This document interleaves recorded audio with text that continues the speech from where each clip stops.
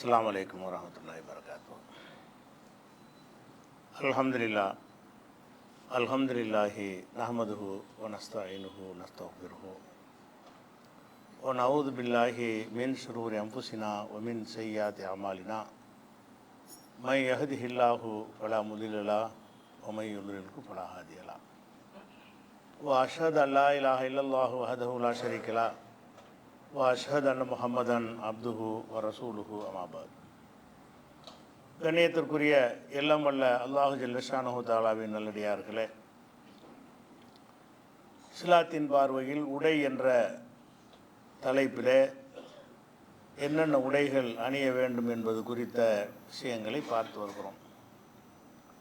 இறுதியாக நம்ம பார்த்த விஷயம் என்னவென்று சொன்னால், நபிகள் நாயகம் ஸல்லல்லாஹு அலைஹி வஸல்லம் அவர்கள் சில வகையான உடைகளை அணிந்திருக்கிறார்கள் என்ற செய்திகளை கண்டால் அப்படி அணிவது சுன்னத்து என்று வழங்கிக் கொள்ளக்கூடாது. நபிகள் நாயகம் ஸல்லல்லாஹு அலைஹி வஸல்லம் அவர்களுடைய செயல்களை இரண்டு வகைகளாக பிரித்து நம்ம பார்க்க வேண்டும். அவர்கள் அந்த செயலை இறை தூதர் என்ற அடிப்படையில் செய்தார்களா, அந்த ஊர் வழக்கப்படி செய்தார்களா என்று பார்க்க வேண்டும். இறை தூதர் என்ற அடிப்படையில் செய்திருந்தால் அதை கண்டிப்பாக நம்ம ஃபாலோ பண்ண வேண்டும். அந்த ஊருடைய வழக்கம் என்று செய்திருப்பார்களேயானால் அதை நம்ம பின்பற்றுவது கட்டாயம் கிடையாது. இந்த விவரங்களில் ஒரு பகுதியை நம்ம சென்ற வாரம் பார்த்தோம், அதுக்குரிய ஆதாரத்தையும் பார்த்தோம். அது மாதிரி இந்த முடிவு எடுப்பதற்கு இன்னொரு ஆதாரம் என்னென்னு கேட்டால், நபிகள் நாயகம் ஸல்லல்லாஹு அலைஹி வஸல்லம் காலத்தில் பரீராண்டு ஒரு அடிமை பெண் இருந்தாங்க. ஆயிஷா நாயகிட்ட அவங்க அடிமையாக இருந்தாங்க. ஆயிஷா நாயகி அவங்கள அடிமை இல்லைன்னு விடுதலை செஞ்சிட்டாங்க.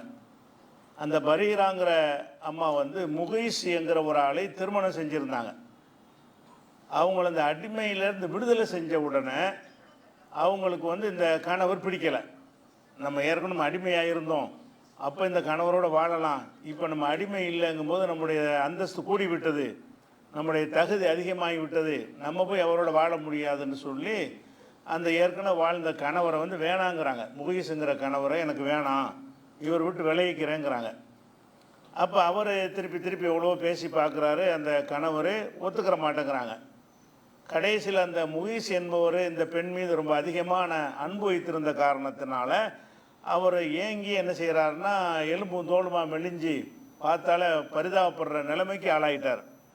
அப்போ நபிகள் நாயகம் ஸல்லல்லாஹு அலைஹி வஸல்லம் அவர்கள் இந்த முகைஸுடைய நிலைமையை பார்த்துவிட்டு அவங்களுடைய சிறிய தந்தை அப்பாஸ் அவங்கள கூப்பிட்டு சொல்கிறாங்க, அப்பாஸ் அவர்களே, இந்த முகைஸ் பரீராவை எவ்வளோ விரும்புகிறார் என்பதையும் இந்த பரீரா முகைஸை எவ்வளோ வெறுக்கிறார் என்பது உனக்கு தெரியுதா அப்படின்னு கேட்குறாங்க. இந்த ஆள் அந்த பெண்ணை எவ்வளோ விரும்புகிறார் என்பதும் அந்த பெண் இவரை எவ்வளோ வெறுக்கிறார் என்பதும் உனக்கு தெரியுதா அப்படின்னு கேட்குறாங்க. அப்போ ரசூலுல்லாஹ் என்ன செய்கிறான், இதை சொன்னவுடனே அந்த பெண்ணை கூப்பிட விடுறாங்க பரீராவை. ஏமா கணவரோட வாழ வேண்டியதானே, இதுக்கு வேணாங்கிற அப்படின்னு சொல்லி, லவ் ராஜாத்திஹி, நீ உன்னுடைய முடிவை வாபஸ் வாங்கிக்கலாமே, திரும்ப பெற்றுக்கொள்ளலாமே அப்படின்னு சொல்கிறாங்க. அப்போ அந்த பெண்ணு கேட்குறாங்க, யாரை சொல்லலாம் தாமுரணி, அல்லாஹ்வுடைய தூதரை இது மார்க்க கட்டளையான்னு கேட்குறாங்க. சேர்ந்து வாழலாமேன்னு சொல்லுவது ரெண்டு விதமாக நம்ம சொல்லுவோம். நமக்கு அவங்க ரெண்டு பேரும் சேர்ந்து வாழ தகுதி இல்லாட்டா கூட அந்த மாதிரி ஒரு கேஸ் வந்தால் என்ன செய்வோம், சேர்ந்து வாழுங்கலாம், அப்படி தான் பிரச்சனை அப்படின்னு சொல்லுவோம். மனசார என்ன செய்வோம்னா இது சரி வரான்னு நமக்கு தெரியும். இவங்க ரெண்டு பேரும் சரி வராதுன்னு தெரிஞ்சால் கூட ஒரு ஃபார்மாலிட்டிக்காக நம்ம என்ன செய்வோம்னு கேட்டால் சேர்ந்து வாழுங்கன்னு சொல்லுவோம். அப்போ அந்த அம்மா என்ன செய்கிறாங்கன்னா பிரித்து பார்க்குறாங்க, இது மார்க்கத்தின் கட்டளையா, மார்க்கப்படி என் கணவனை விட்டு நான் பிரிய எனக்கு உரிமை இருக்கா இல்லையா, உரிமை இல்லைன்ற அர்த்தத்தில் சொல்கிறீங்களா, அல்லது உரிமை இருக்குது பர்சனலாக எனக்கு ஒரு அட்வைஸ்ன்னு சொல்கிறீங்களான்னு கேட்குறாங்க. நீங்கள் இந்த கணவனோட வாழ சொல்வது மார்க்கத்தின் கட்டளையாக சொல்கிறீங்களா, தனிப்பட்ட ஒரு ஆலோசனையாக சொல்கிறீங்களா? எவ்வளோ அழகாக பிரித்து பார்க்குறாங்கன்னு பாருங்கள். ஒரு அடிமை பெண்ணாக இருக்கிறாங்க, அவங்களுக்கு இஸ்லாத்தினுடைய அடிப்படை அழகாக விளங்குது. ரசூலுல்லாஹ் சொன்னால் கூட ரசூலுங்கிற முறையில் சொன்னாங்களா, பரிதாபப்பட்டு சொன்னாங்களா? ரசூலுங்கிற முறையில் சொன்னால் சட்டமாயிரும். அப்படி சொல்லிட்டாங்கன்னா எந்த பெண்ணு அந்த கணவனோடு பிரியவே முடியாதுன்னு ஆயிரும். பிரிகிற உரிமை இருக்குது, அந்த அடிப்படையில் அந்த பெண்ணு பிரிகிறாங்க. இது சொன்னவொன்னு அவங்க என்ன செய்கிறாங்கன்னா, இப்போ கட்டளை ஏறுறீங்களா, யாரை சொல்லலாம் தாமுருணி, இது நீங்கள் மார்க்கத்தின் கட்டளையாக எனக்கு சொல்கிறீர்களான்னு அந்த அம்மா கேட்குறாங்க. அப்போ ரசூலுல்லாஹ் சொல்கிறாங்க, காலை இன்னமா ஆனால் அஷ்ஃபவ், கட்டளைலாம் இல்லை, சும்மா ஒரு பரிந்துரை, ஒரு ஆலோசனை தான், அவ்வளோதான். பாவமாக இருக்குது அதனால் சொல்கிறேன், உனக்கு பிரிகிற உரிமை இருக்குது, சட்டப்படி கணவன் பிடிக்கலைன்னா பிரிந்து கொள்கிற உரிமை இருக்கிறது. ஆனால் அந்த கணவன் படக்கூடிய அந்த வேதனையை பார்த்து விட்டு நான் உனக்கு ஆலோசனை சொல்கிறேன் அப்படிங்கிறாங்க. அப்போ அந்த அம்மா என்ன செய்ட்டாங்க, ஹாஜத்தலி ஃபீஹி, எனக்கு ஒரு வேணான்ட்டாங்க. அப்போ அல்லாஹ்வுடைய ரசூல் வந்து சேர்ந்துக்கங்கிறாங்க, இந்த அம்மா மாட்டேங்கிறாங்க. அப்போ ரசூலை மீறின குற்றம் வருமா? கண்டனத்துக்கு கண்டிச்சாங்களா ரசூல்லா? எதனால் அவங்க மீறினாங்கன்னு கேட்டால், ரசூலுங்கிற முறையில் அந்த கட்டளையை சொல்லலை. அவங்க இறக்கப்பட்டு பரிதாபப்பட்டு என்ன செய்வாங்க, சில விஷயங்களை சொல்லுவாங்க. மார்க்கத்தில் வந்து அனுமதி இருந்தால் கூட கொஞ்சம் விட்டு கொடுத்து போகலாமே, செய்யலாமே அப்படிங்கிற மாதிரி சொன்ன ஒரு யோசனை தான். அப்போ ரசூல் ஸல்லல்லாஹு அலைஹி வஸல்லம் இந்த புகாரில் 5283வது ஹதீஸ் வந்து இது ஆழமாக நீங்கள் சிந்திச்சிங்கன்னா இஸ்லாத்தின் அடிப்படை நமக்கு நல்லா விளக்குது. நபி ஸல்லல்லாஹு அலைஹி வஸல்லம் தனிப்பட்ட விருப்பமாக இருந்தால் அது மார்க்கமாகாது. அல்லாஹ்வுடைய வஹி அடிப்படையில் அவங்க சொன்னால் தான் மார்க்கமாகும். அவங்க தனிப்பட்ட விருப்பமாக தான் சொன்னாங்க. வரிகராட்டை வந்து நீ கொஞ்சம் சேர்ந்து வாழலாமே, வாபஸ் வாங்கிக்க அப்படின்றது மார்க்க கட்டளையாக சொல்லலைன்னு ரசூலுல்லாஹ் சொல்லிவிட்டாங்க. மார்க்க இந்த அம்மாவுக்கு சந்தேகம் வந்து தான் கேட்குறாங்க, இது மார்க்கத்தின் கட்டளை என்று சொல்கிறீர்களா அல்லது ஏதாவது ரெக்கமெண்ட் பண்ணுறீங்களா அப்படின்னு கேட்குறாங்க. அப்போ ரசூலுல்லாஹ் என்ன செய்கிறாங்க, இல்லை மார்க்க கட்டளைலாம் கிடையாது, மார்க்கப்படி உனக்கு அந்த ரைட்டு இருக்கிறது, நான் பரிந்துரை தான் செய்கிறேன். அப்போ அந்த அம்மா என்ன சொல்லிட்டாங்கன்னா, எனக்கு தேவையில்லைன்ட்டாங்க. தேவையில்லை என்ற காரணத்தினால் ரசூலுடைய கட்டளை மீறினாங்களே இவங்க. ரசூலுங்கிற முறையில் அவங்க எந்த கட்டளையும் போடவும் இல்லை, அவங்க மீறவும் இல்லை. அப்போ இதில் நம்ம விளங்குற விஷயம் என்னன்னு கேட்டால், நபிகள் நாயகம் ஸல்லல்லாஹு அலைஹி வஸல்லமுடைய எல்லா விதமான சொல்லு செயல்கள் எல்லாத்தையும் நம்ம எப்படி பகுத்து பார்க்கணும்னு கேட்டால், வஹீல் செய்தவை, வஹீல் செய்யாதவை. அதெல்லாம் 40 வயசுக்கு முந்தைய ரசூல் எவ்வளோ செஞ்சுருப்பாங்களோ அதை பின்பற்றமா? ரசூல் ஸல்லல்லாஹு அலைஹி வஸல்லம் 40 வயசுக்கு முன்னாடி எவ்வளோ என்னென்னமோ செஞ்சாங்கன்னு வரலாறுல படிப்பீங்க. அதெல்லாம் இந்த காலம் வாங்கி இந்த காலம் விட்டுற வேண்டியதான். ஏன்? அப்போ வஹி வரல, இறை தூதருங்கிற மட்டும் அவங்க செய்யலை. 40 வயசு வரைக்கும் வந்து அல்லாஹ்ட்டேருந்து வஹி வரல, அவங்க தூதராக இருக்கவில்லை. 40 வயசு வரைக்கும் அவங்க என்ன செஞ்சாங்கன்னு உங்களுக்கு தகவல் வந்தாலும் சரி, அதுக்கு மார்க்கத்துக்கு சம்மந்தம் கிடையாது. அது வந்து அவங்க தனிப்பட்ட விருப்பங்கள் இருக்கும்போது அப்படி தான் அவங்க நடந்து கொண்டார்கள். அப்போ ரசூலுல்லாஹ்வுடைய 40 வயசுக்கு முந்தின வாழ்க்கையை நம்ம பின்பற்ற வேண்டிய அவசியம் இல்லைன்னு எதுக்காக சொல்கிறோம்? அது வஹீயின் அடிப்படையிலான வாழ்க்கை இல்லை. 40லேருந்து 63 வயசு வரைக்கும் உள்ள வாழ்க்கை தான் வஹி அடிப்படையிலான வாழ்க்கை. அதில் கூட நம்ம பல விஷயங்களை பார்க்கலாம். இப்போ ரசூல் ஸல்லல்லாஹு அலைஹி வஸல்லம் அவர்கள் சில உணவுகளை விரும்பி சாப்பிடுவாங்க. உங்களுக்கு சில உணவுகள் விருப்பமானதாக இருக்கும். ஒரு குடும்பத்திலே அண்ணனுக்கு பிடிக்கிற உணவு தம்பிக்கு பிடிக்காது, பாப்பாவுக்கு பிடிக்கிற உணவு அம்மாவுக்கு பிடிக்காது. அப்போ உணவுகள் வந்து ஒவ்வொருத்தருக்கும் ஒரு விருப்பம் இருக்கிற மாதிரி ரசூல் ஸல்லல்லாஹு அலைஹி வஸல்லத்துக்கு ஒரு உணவு பிடிச்சிருக்கும். அப்படி ஒரு ஹதீஸை பார்த்தோன்னு வைங்க, இந்த உணவை சாப்பிடு சுன்னத்துன்றக்கூடாது. அவங்களுக்கு பிடிச்சிருக்கு சாப்பிட்ருக்குறாங்க. மனிதர் என்ற மாதிரி வஹீயில் அது பிடிக்கிறது வராது. பிடிக்கிறதெல்லாம் வஹீலெல்லாம் வராது. அல்லாஹ்ட்டேருந்து அறிவிப்பு வந்து நீ ஒரு சுரக்காய் விரும்ப வேண்டும் அப்படின்னு ஆர்டர்லாம் வராது. இயல்புகளை அல்லாஹ் ஒவ்வொருத்தருக்கும் ஒவ்வொரு விதமான தன்மைகளை படைத்திருக்கிறான். அந்தந்த தன்மைக்கு தகுந்தவாறு சில உணவுகள், சில உடைகள், சில பொருள்கள், சில விஷயங்களை அவங்க வந்து விரும்புவார்கள். விரும்பினார்கள் நம்ம எப்படி எடுத்துக்கொள்ளணும்? அது பர்சனலான விருப்பம், தனிப்பட்ட விருப்பம்னு எடுத்துக்கொள்ளணும். அப்போ உணவுகளை சில உணவு சாப்பிட்டாங்கன்னு வந்தால் அதை என்ன செய்யக்கூடாது, வஹீன்னு சொல்லக்கூடாது. அதே மாதிரி சில சில மேனரிசம் சில இருக்குது மனிதர்களுக்கு. சில பேசும் அப்படி சொல்லிட்டு பேசுவாங்க. இப்படி பல மாதிரியான அவங்களுடைய ஒரு தன்மைகள்லாம் இருக்கும். இந்த மாதிரி ரசூலுல்லாஹ் சில செஞ்சாங்கன்னு வருதுன்னு அது மார்க்கமா? அது மார்க்கம் கிடையாது. ஒருத்தர் ஒரு நான் பேசும்போது கை இப்படிங்கிறோம், இப்படி செய்தார்கள், நீங்கள் இப்படி செய்யணும் அவசியம் கிடையாது. அது வந்து பேசும்போது ஒருத்தர் இப்படி பேசுவார், ஒருத்தர் அப்படி பேசுவார். அவர் பேசும்போது உடல் மொழிகள் இருக்குல்ல, இந்த உடல் மொழி மேனரிசம் இதுகளெல்லாம் வந்து ஒவ்வொரு மனிதருக்கும் ஒரு விதமாக இருக்கும். பேசும்போது தலையத்தில் ஆடிட்டு சிலர் பேசுவாங்க, அப்படி 2 மணிக்கு பேசுவாங்க, அப்படி பல விதங்களில் பேசுவார்கள். அப்போ ரசூலுல்லாஹ் பேசின விஷயங்கள் நீங்கள் கேள்விப்படுறீங்க, ஒரு விதமாக பேசினார்கள், பாடி லாங்குவேஜ் இப்படி இருந்துச்சுன்னு வந்தால் அதே லாங்குவேஜ் உங்களுக்கு கொண்டு வர இயலாது. பாடி லாங்குவேஜுங்கிறது அவரவருக்கு ஒரு ஸ்டைல் இருக்கும். இது மார்க்கத்தினால வர்றது கிடையாது. அவங்க நபி ஆகிறதுக்கு முந்தையும் அப்படி தான் பேசியிருப்பாங்க. இந்த 40 வயசில் எப்படி பேசுகிறாங்களோ அப்படி தான் நபி ஆகிறதுக்கு முந்தின பேச்சுக்களை அந்த மாதிரி தான் பேசியிருப்பாங்க. அவங்களுடைய அந்த பாடி லாங்குவேஜெல்லாம் ஒரே மாதிரி தான் இருக்கும். அப்போ அதெல்லாம் சுன்னத்தை நம்ம என்ன செய்யக்கூடாது, சொல்லிடக்கூடாது. அதே மாதிரி ரசூல் ஸல்லல்லாஹு அலைஹி வஸல்லம் வந்து மோதிரம் அணிந்தார்கள்னு வரும், வெள்ளி மோதிரம் அணிந்தார்கள், அணியலாண்டு வருமே தவிர சுண்ணத்துக்க முடியுமா? அப்படி சொல்லக்கூடிய மார்க்கறிஞர்கள்லாம் இருக்கிறாங்க. வெள்ளி மோதிரம் போடுவது சுண்ணத்து, அது ஒரு ட்ரெஸ்ஸு தானே, ஒரு ஆடை ஆபரணங்கள் உள்ளது தானே. அந்த காலம் வெள்ளி மோதிரம் ரசூலில் மட்டுமா போட்டாங்க? எல்லோரும் போட்டாங்க, காபிர்கள்லாம் போட்டாங்க. வெள்ளியில் அந்த காலத்தில் வெள்ளி கிடைத்தது. வெள்ளியும் தங்கமும் ஒரு நெருக்கமான மதிப்புள்ளதாக இருந்துச்சு. இப்போ வெள்ளி யாரும் போட மாட்டாங்க, தங்கம் தான் மதிப்பு உள்ளதுன்னு இன்றைக்கி வந்து மாறிடுச்சு. அன்றைக்கி தங்கம் வெள்ளியெல்லாம் ஏறக்குறைய நெருக்கமான மதிப்புடையதாக இருந்ததுனால அப்போ வெள்ளியிலையும் என்ன செய்வாங்க, சகஜமாக மோதிரங்களை காபிர்களும் போடுவாங்க. அப்போ காபிர்களும் மோதிரம் போடுவாங்க, ரசூல்லாம் போடுவாங்கன்னு. அப்போ என்ன அர்த்தம் அதுக்கு?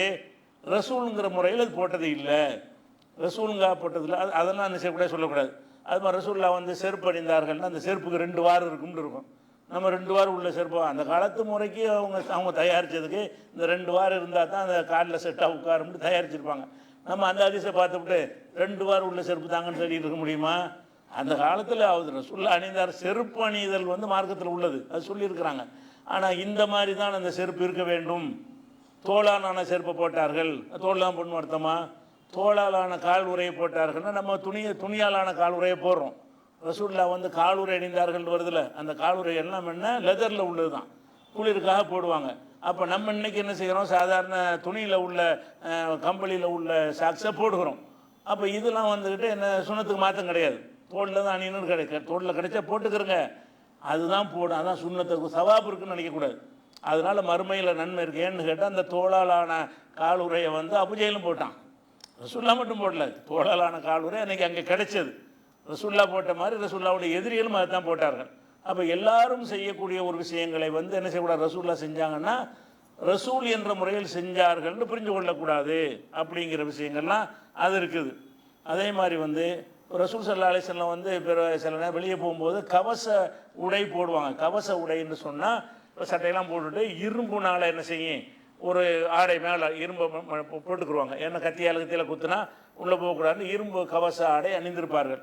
அந்த கவச ஆடையை கொடுத்து தான் அடமானம் வச்சு தான் கோதுமையெல்லாம் யூதர்கிட்ட கடன் வாங்குவாங்கல்ல, யூதர்கிட்ட கோதுமையை கடன் வாங்கும்போது அந்த கவச ஆடையை கொடுத்து தான் என்ன செஞ்சாங்க, கடன் வாங்கினாங்கன்னு வருது. அப்போ ரசூல்லா இடத்துல ஒரு கவச ஆடை இருந்ததுன்னு வருதுல. நம்ம எல்லாரும் யார்கிட்ட கவச ஆடை இருக்குதா, அல்லது வச்சுக்கிற சுண்ணத்துன்னு சொல்ல இயலுமா? ஒவ்வொருத்தரும் வீட்டில் ஒரு கவச ஆடை இரும்பு ஆடை வைத்துக் கொள்ளுங்கள்னு அந்த காலத்தில் தேவை வச்சாங்க, அந்த காலத்தில் தேவையில்லை. அந்த காலத்தில் உயிர் பயமான காலம், எல்லார்ட்டையும் அது இருக்கும். போருக்கு போக வேண்டிய நிலையிலும் வச்சுருப்பாங்க, சாதாரண நிலையிலும் வச்சுருப்பாங்க. அது பாதுகாப்புக்குரிய ஒரு காலமாக இருந்ததுனால அதை பயன்படுத்தினாங்க. ரசூல்லா மட்டும் பயன்படுத்தலை. இந்த கவச ஆடைகளில் பல கவச ஆடைகள் போர்க்களத்தில் எதிரிகள்கிட்ட கைப்பற்றின ஆடையாக இருக்குது. அவங்கள்ட்ட கைப்பற்றி நம்ம அணிஞ்சிக்கிட்டோம். அப்போ அவர்களும் போட்டிருக்கிறார்கள் கவச ஆடை. அப்போ கவச ஆடை போட்டார்கள்னா என்ன செய்யக்கூடாது, அது செய்ய முடியாது. அதே மாதிரி ரசூல் ஸல்லல்லாஹு அலைஹி வஸல்லம் அவர்கள் இந்த தலையணை பெட்டுலாம் இருக்குல்ல, தலையணை போடுற நம்ம பஞ்சில் போடுவோம். பஞ்சுங்கிறது கொஞ்சம் இந்த காலத்தில் சாதாரண விஷயமா போச்சு. அந்த காலத்தில் பஞ்சில் தலைவணை செய்கிறது கொஞ்சம் காசு கூட. அந்த காலம் செய்வான காசு கொடுத்து பஞ்சுக்கு பஞ்சுன்னு சிரமப்பட்டு கொண்டு வரணும். இப்போ உள்ள மாதிரி அதே மாதிரி உற்பத்தி கிடையாது. அங்கே பஞ்சு பருத்தி மரங்கள் அதெல்லாம் கிடையாதுங்க. எங்கேருந்து எகிப்துலேருந்து இங்கேருந்து கொண்டு வருவாங்க. அதனால் இந்த பஞ்சு வந்து விலை கூடுவாக இருக்கனால மெத்தை செய்வதாக இருந்தாலும் சரி, படுக்கிற மெத்தை பெட்டு செய்வதாக இருந்தாலும் சரி, தலையணை செய்வதாக இருந்தாலும் சரி, கூலங்கள் இருக்குல்ல, சருகுகள், இந்த பேரிச்சம்பழம் ஓலைகள் எல்லாம் இருக்குல்ல, அதையெல்லாம் எடுத்து விட்டுணும், உடைச்சி நசுக்கி காய போட்டு அதை திணிச்சிக்கிடுவாங்க. அதான் தலையணை. தலையணைக்கு வைத்தது என்னது, உள்ளுக்கு என்ன இருக்கும்னு கேட்டால் குப்பை கூலங்களை தான் அள்ளி போட்டுக்குருவாங்க. ஏன்னு கேட்டால் அதான் சீப்பாக இருக்கும், அதான் முடியும். பஞ்சு வாங்குவதாக இருந்தால் அது பெரிய அளவுக்கு ஒரு சட்டை வாங்குறத விட அதிகமான ரேட்டுக்கு போயிடும். அந்த அளவுக்கு வசதி அன்னைக்கு இல்லை, கிடைக்கவும் செய்யாது. அப்போ ரசூல் ஸல்லல்லாஹு அலைஹி வஸல்லம் அவர்கள் வந்து தலையணை என்ன வச்சுருந்தாங்க, கூலம் நிரப்பப்பட்ட தலையணையையும் கூலம் நிரப்பப்பட்ட பெட் இருக்குல்ல அந்த விரிப்பு, அதையும் தான் பயன்படுத்தினார்கள். அதிசயில் வருது. அது சுண்ணத்தா? நம்மளே என்ன செய்யணும், இருக்கிற தலையெல்லாம் போட்டுவிட்டு கூலத்தை நினைச்சி படுக்கணும்னு அப்படி எடுக்க முடியுமா? அப்போ ரசூல் ஸல்லல்லாஹு அலைஹி வஸல்லம் செஞ்சதை நம்ம வகைப்படுத்தி பார்க்கணும். எப்படி வகைப்படுத்தணும், இது வகையில் செஞ்சதா வகை இல்லாமல் செஞ்சதா, அதை எப்படி கண்டுபிடிச்சிக்கலாம்னு கேட்டால் இதை மற்றவங்களும் அதை செஞ்சாங்கன்னு வச்சு பயன்படுத்திக்கலாம். இந்த கூலம் நிரப்பப்பட்ட தலையணை தான் எல்லோரும் யூஸ் பண்ணுவாங்க. அந்த காலத்தில் என்ன கிடைக்குதோ அதை தான் அனைவருமே யூஸ் பண்ணுவாங்களே தவிர இஸ்லாம் என்கிற அடிப்படையில் அந்த தீர்ப்பு எடுக்கிறது கிடையாது. அதே மாதிரி வந்து இப்போ ரசூல் ஸல்லல்லாஹு அலைஹி வஸல்லம் குடிசை வீட்டிலான வசித்தாங்க, அது சுண்ணத்தாது. யாராவது குடிசையில் வசிக்கிறோமா, நல்லா காசு தந்தால் அதுக்கு தகுந்த மாதிரி கட்டிட்டு போயிடுறோம். ஆனால் ரசூல் ஸல்லல்லாஹு அலைஹி வஸல்லம் குடிசையில் தான் வசித்தார்கள் என்பதை பெருமையாக பயான் பண்ணுவோம், சொல்லுவோம். அதெல்லாம் அவங்களுடைய வறுமைக்கு எளிமைக்கு ஒரு உதாரணமாக காட்டி கொண்டாலும் அது ஃபாலோ பண்ணுற விஷயமா? அந்த காலத்தில் அந்த சிமெண்ட் இதெல்லாம் இல்லை, சீப்பாக இல்லை செஞ்சாங்க. இந்த காலத்தில் இருந்தால் அப்புறம் மனுஷன் வர போட்டாவது நினைஞ்சிருப்பாங்க, ரசூல்லா கட்டியிருப்பாங்களா இல்லையா? அப்போ ரசூல் ஸல்லல்லாஹு அலைஹி வஸல்லம் அவர்கள் குடிசை வீட்டில் வசித்தார்கள் என்பது அன்றைக்கு இருந்து அவங்களுடைய பொருளாதார வசதிக்கு ஏற்ற ஒரு முடிவு. அவங்கள்ட்ட காசு இருந்த காசுக்கு என்ன செய்ய முடியுமோ அதை செய்து கொண்டார்கள். அப்போ குடிசையில் வசித்தார்கள் என்கிறத கொண்டாந்து காட்டி குடிசையில் வசிப்பது சுன்னத்து, எல்லாரும் பங்களா விட்டு வெளியே போங்கன்னு சொல்ல முடியுமா? சொல்ல முடியாது. ரசூலுல்லாஹ் இந்த காலத்தில் வாழ்ந்தாங்கன்னு சொன்னால் அதை இந்த காங்கிரீட்டில் போட்டு ஒரு சின்ன ஆடம்பரம் மாதிரி இல்லாட்டா கூட ஒரு பக்காவான ஒரு வீட்டில் தான் வசிப்பாங்க. அந்தந்த காலத்தில் என்ன கிடைக்கிறதோ அதை தான் எல்லாரும் பயன்படுத்திக்கிடுவாங்க. அப்படிப்பட்ட ஒரு விஷயத்தை பார்க்குறோம். அதே மாதிரி ரசூலுல்லாஹ் அந்த கோதுமையில் ரொட்டி சாப்பிடுவாங்கல்ல, இந்த கோதுமையில் 2 கோதுமை இருக்கிறது. தோலோடு உள்ள ஒரு கோதுமை, அது நெல் மாதிரி உள்ளது. தோல் நீக்கப்பட்ட ஒரு கோதுமை, அரிசி மாதிரி உள்ளது. நமக்கு கடையில் விற்கிற கோதுமையில் அரிசி மாதிரி தோலை நீக்கிடுவாங்க. அதுக்கு மேலே ஒரு தோல் கவர் பண்ணியிருக்கும், தோல் கோதுமையும்பாங்க. அப்போ இந்த தோல் கோதுமையை தான் அரைச்சி ரசூலுல்லாஹ் ரொட்டியாக சாப்பிடுவாங்க. அப்போ நெல்லையே அரைச்சி சாப்பிட்ற மாதிரி, அரிசியை அரைச்சி சாப்பிட்டா அந்த மாவு எப்படி இருக்கும், நெல்லையை போட்டு அரைச்சா அந்த மாவு எப்படி இருக்கும்? அதில் உமியெல்லாம் ஜாஸ்தியாக இருக்கும், அது திங்க முடியும், உள்ள கொஞ்சம் இறங்காது. ஆனால் ரசூல் ஸல்லல்லாஹு செய்கிறாங்கன்னா இது விலை கூட. அதாவது தீட்டப்பட்ட கோதுமை 100 ரூபான்னு சொன்னால் உதாரணத்துக்காக வேண்டி, தீட்டப்படாத கோதுமை 50 ரூபாய்க்கு கிடைக்கும். விலை கம்மிங்கிற என்ன செய்வாங்கன்னா அந்த கோதுமையை வாங்கி அதை அரைச்சி அதிலிருந்து மாவை எடுத்து அதை உருட்டியாக ரொட்டி சுட்டு சாப்பிடுவாங்கன்னு வருது. தீட்டப்படாத கோதுமையில் தான் சாப்பிட்டார்கள். அப்போ நம்ம என்ன பட்டு மாதிரி கோதுமை வாங்கி சாப்பிட்டுட்டு இருக்கிறோம்? அதெல்லாம் செய்யக்கூடாது. தீட்டப்படாத கோதுமையில் அரைச்சி கொண்டு வாங்கன்னா உள்ளே இறங்குவா, நமக்கு இறங்காது. அப்போ நம்ம அதை சுன்னத்துன்னு நினச்சிடக்கூடாது. என்ன செய்யணும்? ரசூலுல்லாஹ் தான் சாப்பிட்டார்கள், நம்மளும் தீட்டப்படாத கோதுமையை தேடி போய் செய்யணும் அப்படின்னு வழங்கக்கூடாது. அதெல்லாம் வசதிக்கு தகுந்தவாறு செய்கிற காரியங்கள், கிடைத்ததற்கு தகுந்தவாறு வாழ்ந்த வாழ்க்கை, அல்ல அந்த சமுதாயத்தில் உள்ள வழக்கத்தின்படி உள்ள விஷயங்கள் எல்லாமே வகையில் வராது. அது இறை தூதராக இல்லாட்டுன்னு சொல்லி அப்படி தான் வாழ்ந்திருப்பாங்க. நபியாவே ஆக்கப்படலைன்னு வைங்க, அவங்க இப்படி தான் வாழ்ந்திருப்பாங்க. நபி ஆக்கப்படலாம் இருக்கிற காசுக்கு வாழ்வதாக இருந்தால் அப்படி தான் வாழ்ந்திருப்பாங்க. அந்த மாதிரியான ஒரு விஷயம் இருக்குது. அதே மாதிரி அந்த அத்தர் பூசுவாங்க ரசூலுல்லாஹ். அத்தர் சுன்னத்துலாம் பயான் பண்ணுற ஆட்கள்லாம் இருக்கிறாங்க. அத்தருங்கிற ஒரு மனுஷன் நறுமணத்தை விரும்புவான், எல்லாரும் விரும்புவார்கள். அந்த மாதிரி ரசூலுல்லாஹ் விரும்பி அத்தர் போட்டாங்களே தவிர அத்தருங்கிற ரசூலுல்லாஹ் மட்டுமா போட்டாங்க? யாரும் போடாமல் இருந்து ரசூலுல்லாஹ் பயான் பண்ண பிறகு எல்லாரும் அத்தர் வாங்க ஆரம்பித்தாங்களா? ஏற்கனவே அந்த அத்தரை ஒன்று விற்கிறானே, அவனே போட போய் தானே ஒன்று விற்கிறான். அத்தர் காபிர்கள் சந்தையில் ஒன்று விற்கிறான்னு சொன்னால் என்ன அர்த்தம்? அத்தர் போடுற ஒரு வழக்கம் காபிர்கள்ட்ட இருந்திருக்கிறது, சமுதாயத்தில் இருந்திருக்கிறது. அது நம்ம நறுமணமாக இருக்கட்டுமே, நம்ம பக்கத்தில் இருக்கிறவங்களுக்கு ஒரு அருவருப்பு வந்துடக்கூடாது, அதுக்காக ஒரு வாசமாக இருக்கட்டுமேங்கிறதுக்காக வேண்டி அத்தரை போடுறாங்கல்ல. அத்தர் போடுவது சுன்னத்து. பள்ளிவாசல் உட்காந்து அத்தரை தலை தள்ளி விட்டு காசு வாங்குவாங்க பிறந்த அன்னைக்கு. இதுக்கு என்ன சுண்ணத்துன்னு நினச்சிக்கிட்டு சரி நறுமணமாக இருக்கிறதுக்கு போட்டு போங்க, அது ஒரு சுண்ணத்து, அதுக்கு சவாபு கிடைக்குன்னு நினைக்கக்கூடாது. அத்தர் போட்டிங்கன்னா நறுமணமாக இருந்தீர்கள் இருக்க அனுமதிக்கப்பட்ட ஒரு குற்றம் கிடையாது. நீங்கள் அத்தர் போடலாம், வகை வகையான என்ன சென்ட் வேண்டாலும் போடுங்க. ரசூலுல்லாஹ் அத்தர் போட்ட காரணத்தினால் அது ஒரு சுண்ணத்து, எல்லாரும் அத்தர் போடுங்கன்னு சொல்லக்கூடாது. விரும்பினா அத்தர் போடுவார். சில பேருக்கு இந்த நறுமணமாக பிடிக்காமல் இருப்பாங்க, இயல்புலைய அலர்ஜி இருக்கு. எத்தனை பேருக்கு நறுமணங்கள் அலர்ஜி இருக்குமே, அவங்க என்ன செய்வாங்க? அதனால் இந்த அத்தர் போட்டாங்கன்னு வரக்கூடிய எப்படி எடுத்துக்கிறேன்னு, அத்தர் போட்டாங்கன்னு எல்லாத்தையும் எப்படி நீங்கள் சிந்திக்கணும்னா, ரசூலுல்லாஹ் மட்டும்தான் போட்டாங்களா காஃபிரும் போட்டாங்கன்னு பாருங்கள், தெரிஞ்சு போயிடும் உங்களுக்கு. இந்த அத்தரை ரசூலுல்லாஹ் மட்டும் போட்டாங்களா காஃபிரும் போட்டாங்களா, நபியான பிறகு தான் போட்டாங்களா அதுக்கு முந்தியும் போட்டாங்களா? இதுதான் அளவுகோல். நபியாவுக்கு முந்தையே போட்டாங்கன்னா இதுக்கு நபிக்கு எதுக்கு சம்மந்தம் இல்லை. காஃபிரும் போட்டான்னு சொன்னால் வகைக்கு எதுக்கு சம்மந்தம் இல்லை. அந்த ஊரில் அந்த அத்தர் இருந்திருக்கு, பயன்படுத்தி இருக்கிறாங்க அப்படிங்கிற மாதிரி உள்ள ஒரு விஷயத்தை பார்க்குறோம். அதே மாதிரி இந்த ரத்தம் குத்தி எடுப்பாங்க. ரத்தம் அதிகமாக இருந்தால் அதனால் சில நோய்கள் வரும்னு என்ன செய்வாங்கன்னா, ஹிஜாமாண்டு ஒரு ஓடு மாதிரி வச்சு மண்டையிலேருந்து ரத்தத்தை உறிஞ்சி எடுப்பாங்க, எக்ஸ்ட்ரா உள்ள ரத்தத்தை. அது ஒரு வைத்திய முறையாக அந்த மக்கள் செய்வாங்க. இது ரசூலுல்லாஹ் கண்டுபிடிச்ச முறை இல்லை, அரபுகள்கிட்ட இருந்த ஒரு வழக்கம். இஸ்லாத்தை ஏற்றுக்கொள்ளாத அரபுகளும் செஞ்சார்கள், இஸ்லாத்தை ஏற்றுக்கொண்ட பிறகும் ரசூலுல்லாஹ் அதை தொடர்ந்தார்கள். அவங்களும் இந்த ஹிஜாமத்துங்கிற செய்வாங்க. ஹிஜாமா நபி வழி மருத்துவம்னு ஒரு கூட்டம் கிளம்பிட்டானுவோம். அது ரத்தம் குத்தி வாங்குற வைத்தியம் ஒன்று. ஏன் நபி வழிங்கிற அது ஒரு வைத்தியம், அந்த காலத்து வைத்திய முறை. அது நன்மை தரும்னா இப்பவும் செய்யலாம். இப்போ நன்மை தராதுன்னு கண்டுபிடிச்சானா விட்டுட்டு போங்க. ரசூலுல்லாஹ் செஞ்சதுனே இல்லை. நபியாக ஆன பிறகு அல்லாஹ்விடந்து வஹி முகமதே நீ ரத்தம் குத்தி ஹிஜாமா செய்யணும் அப்படின்னு ஆர்டர் வந்துச்சா? அதுலேருந்து அவங்கள்ட்ட இருந்துக்கிட்டுச்சு, அந்த ஊரில் ஒரு வழக்கம் இருந்துச்சு. எல்லாரும் செய்கிற மாதிரி ரசூலுல்லாஹ் செஞ்சாங்க. இப்படி தான் இதுகளெல்லாம் எடுத்துக்கொள்ளணும். அதே மாதிரி ரசூல் ஸல்லல்லாஹு அலைஹி வஸல்லம் உஹது போரில் கடுமையாக காயப்படுத்தப்பட்டு நம்ம தெரிஞ்சு வச்சுருக்கிறோம். மௌத்தாயிருவாங்கங்கிற அளவுக்கு காயம், வெட்டுப்பட்டு ரத்தம் வட்டிஞ்சு மூர்ச்சையாகி இதோட ஆள் போயிட்டாருங்கிற அளவுக்கு எதிரிகள்லாம் போர்க்களத்தில் பேசுகிறாங்க. அந்த அளவுக்கு கஷ்டமான பிறகு அந்த மதீனாவுல உஹது போர் நடக்குது. ஃபாத்திமாவும் ஒடியாந்துடுறாங்க, மகள்லாம் வந்துடுறாங்க. மக என்ன செய்கிறாங்கன்னு கேட்டால் அங்கே ரத்தம் ஓடுறதை பார்த்துட்டு அந்த பேரிச்ச மரத்தினுடைய பாய் இருக்குல்ல, பேரிச்சம் ஓலையில் செய்யப்பட்ட பாய், அந்த பாயை ஒன்று எடுத்து எரித்து சாம்பலாக ஆக்கி அந்த சாம்பலை ரத்தத்தில் வச்சு கட்டுறாங்க.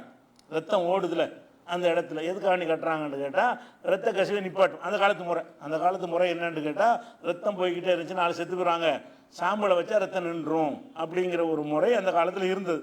இப்போ நாங்கள்லாம் சின்ன பிள்ளை இப்படி செய்வாங்க. எங்கள் வீட்டில் நாங்கள்லாம் கூட செஞ்சுருக்கோம். சின்ன பிள்ளையில் ரத்தம் வந்தால் சாம்பலை வைக்குவாங்க. அந்த சாம்பல் எதுக்குன்னா ரத்த ஓட்டத்தை நிப்பாட்டும் என்பதற்கு செஞ்சிட்ருக்குறாங்க. இதை ரசூல்லா வஹீலா செஞ்சாங்க, வஹீலா செய்யலை. ரசூல்லா சொல்ல முந்தையே ஃபாத்திமா செய்கிறாங்க. ஊரில் வழக்கமாக இருந்திருக்குது. இந்த ரத்தத்தை பார்த்த உடனே அந்த ஊரில் இது ஒரு வழக்கமாக இருந்திருக்கிறது, அந்த பகுதியில் இது ஒரு வழக்கமாக இருந்திருக்குது. அப்போ நம்ம இன்றைக்கி ஆக்சிடென்ட் ஆகிட்டான்னு வைங்க, உடனே சாம்பல் பூசினா என்ன ஆகும்? இன்றைக்கி வைக்காதங்கிறான், இன்ஃபெக்ஷன் ஆயிருங்கிறான். அன்னைக்கு இன்ஃபெக்ஷனை விட முக்கியம் ரத்தம் போய் ஆள் செத்துடக்கூடாது. முன்ன பின்ன எதாவது பிரச்சனை வந்தாலும் பரவாயில்லை, ரத்தம் ஓடிட்டு இருந்தால் ஆள் போயிடுவாங்களே, அதுக்காக வேண்டி அன்னைக்கு அது தேவையாக இருந்துச்சு. இன்னைக்கு இப்போ என்ன சொல்கிறாங்கன்னா உயிரை ரத்தத்தை இப்பவும் நிப்பாட்டும். சாம்பலை பூசினா ரத்தம் நிப்பாட்டிடும், ஆனால் அதில் இன்ஃபெக்ஷன் ஆயிரும். சில தீய விளைவுகள் ஏற்பட்டு புண்ணுக்குன்னு அந்த மாதிரி சில சைடு எஃபெக்ட்கள் ஏற்படுங்கிறதுனால தவிர்க்க சொல்கிறாங்க. அப்படி தவிர்த்துருங்க. ரசூல்லா அது வஹீல செய்யலையில்.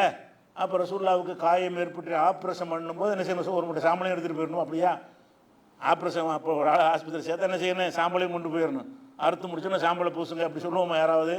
அப்படி விளங்கக்கூடாது, மார்க்கத்தை அப்படி விளங்கக்கூடாது. அதாவது சாம்பல் பூசுனது ரத்தத்தை நிப்பாட்டுவதற்குரியது அந்த காலத்து மருத்துவ முறை. அந்த காலத்தில் செஞ்சது ஓகே, இந்த காலத்தில் செய்யக்கூடாது. ரசூல்லா செஞ்சால் கூட என்ன செய்யக்கூடாது? அதை விட சிறந்த முறை இருக்கும்போது இன்ஃபெக்ஷன் இல்லாமல் அந்த ரத்தத்தை கட்டுப்படுத்தக்கூடிய மருந்துகள் வந்திருக்கும் பொழுது இன்ஃபெக்ஷனோட உள்ள இது எதுக்கு நம்ம செய்யணும்? எது சிறந்ததோ அதுதானே தேர்ந்தெடுத்துக்கிறேன்னு. ரெண்டு காரியம் முன்னாடி இருக்குமே, ஆனால் எது சிறந்ததாக இருக்கிறோ அதை செய்யணும். எதில் கேடு கம்மியாக இருக்கிறோ அதை தேர்ந்தெடுத்துக்கொள்ளணும். அந்த அடிப்படையில் அது ஒரு விஷயத்தை பார்க்குறோம். அதே மாதிரி ரசூல் ஸல்லல்லாஹு அலைஹி வஸல்லம் சில நேரங்களில் கைத்தறி வச்சுருப்பாங்க. சில அஜத்தும் அதுக்குன்னு கைத்தறி, அவன் நல்ல திடகாத்திரமாக இருப்பார், அஜத்து கைத்தறி வச்சுருப்பார். கைத்தறி எதுக்கு உள்ளது? ஏழாவது போது ஊண்டி கொள்வதற்குரியது. கைத்தறிங்கிற எதுக்குன்னு கேட்டால் வயசாகிட்டால் பேலன்ஸு கம்மியாயிரும். ஒரு 50-60க்கு மேலே போயிட்டு எல்லாருக்கும் இல்லை, சில ஆட்களுக்கு ஸ்டடியாக உள்ளவங்க 70-80 வரைக்கும் கோடு உண்டாமல் நடக்கிற ஆட்களும் இருக்கிறார்கள். சில ஆட்களுக்கு என்ன செய்யணும்னா பேலன்ஸ் தவறி போயிடும். 50-60க்கு வந்துட்டாங்கன்னா தவறி போயிடும். அப்போ என்ன செய்வாங்கன்னா ஒரு கைத்தறி வச்சுருந்தா 3 கால் மாதிரி தானே, 2 காலோட ப்ளஸ் கைத்தறி சேர்த்தா 3 காலாக போயிடும். 3 காலுக்கும் பேலன்ஸ் கூட, 2 கால்னா பேலன்ஸ் விழுந்துடும் கீழே. அப்போ அதுக்காக வேண்டி ரசூல்லா என்ன செய்வாங்கன்னா சில நேரங்கள் வெளியே போகும்போது கைத்தறி வச்சுட்டு போனாங்கன்னு வருது. கைத்தறி சுன்னத்தா? உனக்கு தேவைன்னா வைங்க, உங்களுக்கு இந்த கைத்தறி ஊன்ற ஒரு வயசு வந்துருச்சு, பேலன்ஸ் இல்லை, ஒன்று வச்சுட்டு போங்க. நல்ல ஸ்டடியாக இருக்கு. ஏன்னா சுண்ணத்துன்னு சொல்லி வச்சுக்கல, தப்பு தானே அது. ரசூல்லா மட்டும் வைக்கலையே கைத்தறி, எல்லாரும் தானே வச்சாங்க. அந்த காலத்தில் யாருக்கெல்லாம் நடக்க இந்த நம்ம நாட்டில் எல்லோரும் காஃபிரெல்லாம் கைத்தறி வச்சுக்கிறாங்களே, ரசூல்லா வச்சா வைக்கிறாங்க. இன்றைக்கு நம்ம நாட்டில் எத்தனை முஸ்லீம் இல்லாத மக்கள் கைத்தறி வச்சுருக்காங்க, வயசான ஆட்கள்லாம் ஹதீஸை படிச்சுட்டு வச்சுருக்காங்க. அது மனிதனுடைய இயல்பில் உள்ளது. அது நடக்க முடியலைன்னா பேலன்ஸ் கொண்ட தேவைத்தான் செய்வான். அது அந்த காலத்தில் ஸ்பெஷலாக தயாரிக்கிறாங்க. கைத்தறிலையே 4 கால் உள்ளது, 3 டவர் மாதிரி பல விதங்களை தயாரிக்கிறாங்க. காரணம் என்ன? வயசாகிட்டா கைத்தறி வைக்கிறது என்பது சுபாவத்தில் உள்ளது, மனிதனுடைய இயல்பில் உள்ளதே தவிர அது வஹீயின் மூலமாக கற்றுக்கொள்ளக்கூடிய ஒரு விஷயம் கிடையாது. அந்த மாதிரிலாம் வச்சுக்கணும். அதே மாதிரி ஈட்டி வச்சு ரசூல்லா வெளியே போனாங்கன்னா சில ஈட்டியோடு தான் போவாங்க. ஈட்டியை கையில் எதுக்குன்னு கேட்டால் எதிரி வந்துட்டாங்க. எப்போவுமே கேர்ஃபுல்லாக இருக்கணுமா இல்லையா? எப்போவும் எதிரிகள் அதிகமாக சம்பாரிச்சு வச்சுருந்தாங்க. ஈட்டியை கொண்டுட்டு போனாங்க. நம்ம ஈட்டியை கொண்டு போகலாமா? இப்போ தேவைன்னா போகலாம், இப்போ தேவை இப்போ இல்லை. அப்போ ரசூல்லா ஈட்டி வச்சாருன்னா ஈட்டி வைக்கிற சுண்ணத்து அது மாதிரிலாம் சொல்லக்கூடாது. இப்படி நிறைய எந்த விஷயங்கள் எல்லாம் ரசூல்லா ஆகுறதுக்கு முன்னாடி அளவுகள் எப்படி வச்சுக்கணும்னு கேட்டால் அந்த ஊரில் எது பழக்கத்தில் இருந்ததோ அது வகி கிடையாது. பழக்கத்தின்படி அந்த கோதுமை சாப்பிட்டாங்கன்னா கோதுமை தான் கிடைச்சிச்சு சாப்பிட்டாங்க. ரசூல்லா பிரியாணி சாப்பிடல, இந்த சோறுலாம் சாப்பிட்டது கிடையாது, அரிசி கிடைக்கல. அப்போ அந்த நாட்டில் என்ன கிடைக்குதோ அதை சாப்பிட்டார்கள்னு வந்தால் அது எப்படி விளைவிக்கிறன்னு, இந்த நாட்டில் இருந்தால் அவங்க சோறை சாப்பிட்ருப்பாங்க, அந்த நாட்டில் இருந்ததுனால செஞ்சாங்க. இது வஹீனால இல்லை. அவங்க 40 வயசுக்கு முந்தி அந்த ரொட்டி தான் சாப்பிட்டாங்க, எதிரிகளும் அந்த ரொட்டி தான் சாப்பிட்டாங்க, அதுக்கு மார்க்கத்துக்கும் சம்மந்தம். இப்படி விளங்குற மாதிரி தான் ரசூல் ஸல்லல்லாஹு அலைஹி வஸல்லம் அவர்கள் தலப்பா கட்டினாங்கன்னு ஒரு ஹதீஸை நீங்கள் பார்க்குறீங்க. கட்டியிருக்கிறாங்க. தொப்பி போட்டிருக்கிறாங்களான்னா ஒரே ஒரு செய்தி இருக்குது, அது பலவீனமாக இருக்குது, போட்டாங்கன்னு வச்சுக்கிறோம். ரசூல் ஸல்லல்லாஹு அலைஹி வஸல்லம் தலப்பா கட்டினாங்க அப்படின்னு வந்தாலோ தொப்பி அணிந்தார்கள் ஆதாரபூர்வமாக வந்தால் கூட அதனுடைய நிலை என்ன? தலப்பாங்கிறது அந்த காலத்தில் காஃபிர்கள் கௌரவத்துக்காக அணிந்திருந்தார்கள். ஒரு சந்தைக்கு போகும்போது முக்கியமான ஒரு பெருமகளை சந்திக்கும் பொழுது ஒரு கிரீடம் மாதிரி அரசர்கள் எப்படி கிரீடம் வைத்துக் கொள்கிறார்களோ அந்த மாதிரி கொஞ்சம் அந்தஸ்து கூடும் ஆட்களாக இருந்தாங்கன்னா என்கிட்ட கூட ட்ரெஸ்லாம் இருக்குது, தலப்பா கட்டுறதுக்கு வசதியாக நான் இருக்கிறேன். ஏன்னா ஒரு சட்டைக்கு மறு சட்டை இல்லாத காலம். அப்போ சட்டையும் போட்டு வேட்டியும் போட்டு தலையில் ஒரு சுற்றுற அளவுக்கு இருக்கும்னா கொஞ்சம் காசு பணம் உள்ளாலும் அர்த்தம். அதை காட்டுவதற்கு என்ன செய்வாங்கன்னு கேட்டால் தலப்பா அணிவார்கள். அரபுகளில் நல்ல வசதியானவங்களும் அஷராஃப்னா அதாவது சிறப்பு மிக்கவர்கள், சிறப்புக்குரியவர்களாக குலத்தால் கோத்திரத்தால் பொருளாதார அந்தஸ்தால் யார் சிறந்து விளங்குகிறார்களோ அவர்கள் தலப்பா கட்டுவதே வழக்கத்தில் வச்சுருந்தாங்க. ரசூலுல்லாவும் சில நேரங்களில், அதிகமாக கூட கிடையாது, மிகச்சில நேரங்களில் தலப்பா கட்டி என்ன நேரத்தில் கட்டினாங்க நான் எடுத்து காட்டுறேன். சில நேரங்களில் தலப்பா கட்டியிருக்கிறாங்க. இது எப்படி நம்ம புரிஞ்சுக்கிறது? தலப்பா கட்டு சுன்னத்து. இன்னும் சொல்ல போனால் இந்த அஜர்த்துமார்களுக்கு பட்டம் கொடுக்கும்போது தலப்பா கட்டுறது அதுக்கு பட்டத்துக்கு அடையாளம். தலப்பா கட்டுறாங்க, தலப்பா கட்டுற நிகழ்ச்சி இருக்குமாங்க. தலப்பா கட்டுவது எது?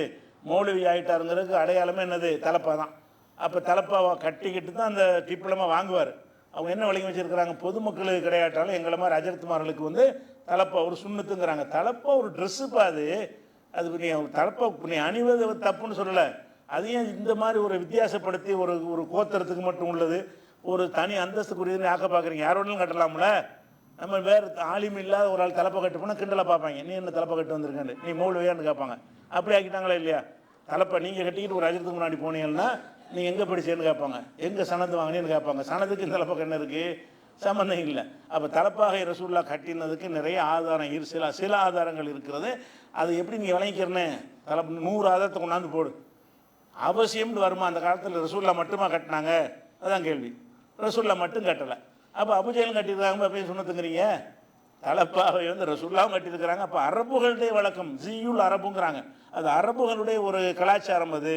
அப்போ அரபியர்கள் ஒரு கலாச்சாரமாக தலப்பா கட்டு, சீக்கியர்கள் தலப்பா கட்டுறாங்க ஒரு கலாச்சாரமாக. அது மாதிரி தான் சீக்கியர்னா தலப்பா தான் ஒரு அமைப்பு இருக்கிற மாதிரி அரபுகளில் மிகச்சிறந்த கோத்திரத்தில் உள்ளவங்களாக இருந்தால் அவங்க தலப்பாக கட்டுவார்கள்.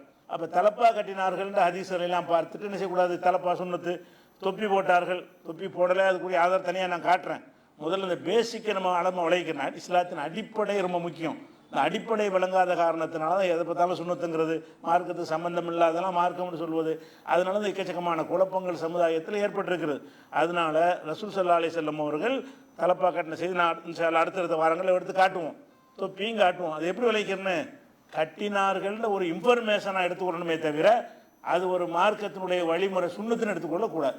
ரசூலுல்லாஹ் தலப்பா கட்டினாங்கன்னு வந்தாலும் நீங்கள் விரும்பினா கட்டிக்கலாம், யார் வேணாலும் கட்டிக்கலாம். கட்டுறாலும் நம்ம குறை சொல்லக்கூடாது, கட்டாமல் இருக்கலாம். அப்போ கட்டுவதனால் உனக்கு நன்மை கூட, தலப்பா கட்டி தொழுதால் தொழுகிற நன்மை கூட, தலப்பா கட்டாமல் தொழுதால் நன்மை கம்மி, அப்படி சொல்லலாமான்னு சொல்லக்கூடாது. தலையை மறைக்கணுங்கிற விஷயம் கூட ரசூலுல்லாஹ் சில நேரங்கள் தலையை மறைச்சிருக்கிறாங்க. அதிகமான நேரத்தில் தலையை மறைக்காமல் திறந்த நிலையில் தான் மக்கள் மத்தியில் நடமாடி இருக்கிறார்கள். அதுக்குரிய சான்றுகள்லாம் இன்ஷாஅல்லாஹ் உங்களுக்கு வரிசையாக அடுத்தடுத்து சொல்லுவோம். இப்போதைக்கு பேசிக் மட்டும்தான். என்ன பேசிக் என்றால் நபிகள் நாயகம் ஸல்லல்லாஹு அலைஹி வஸல்லமுடைய சொல்லு செயல் எல்லாத்தையுமே நம்ம இரண்டாக பிரித்து பார்க்கணும். அவங்க அல்லாஹ்வுடைய ரசூல் என்பதற்கு தான் நம்ம பின்பற்றோம். ரசூலுங்கிற முறையில் செஞ்சதை தான் பின்பற்றணும். ரசூல் என்கிற முறையில் உள்ள அதுக்கெல்லாம் மற்றக்கெல்லாம் ஒரு ஜோக்கு சொன்னால் ஒருத்தர் சிரிக்கிறாருன்னு வைங்க, ரசூலில் சிரித்தாங்க, அதுக்கு நம்ம சிரிக்கணும் வச்சுமா? நமக்கு சிரிப்பு வந்தால் தான் சிரிப்போம். ஒரு ஜோக்கு சொன்னோம்னா இவ்வளோ பேரில் 2 பேரும் சிரிப்பாங்க. அது மாதிரி ரசூலுல்லாஹ் நினைச்சிருப்பாங்க, ஏதோ ஒருத்தர் ஜோக்கு சொல்லியிருப்பார், சிரிச்சிருப்பாங்க. இதை கேட்டு ரசூலுல்லாஹ் சிரித்தார்கள். நீங்கள் எனக்கு சிரிப்பு வந்தால் தானே சிரிப்பேன். அது ரசூலுல்லாஹ்வுக்கு சிரிப்பு வந்ததுக்கு சிரிச்சிருக்கிறாங்க. உங்களுக்கு சொல்லும்போது சிரிப்பு வரலான்னு போய் சிரிப்பிய.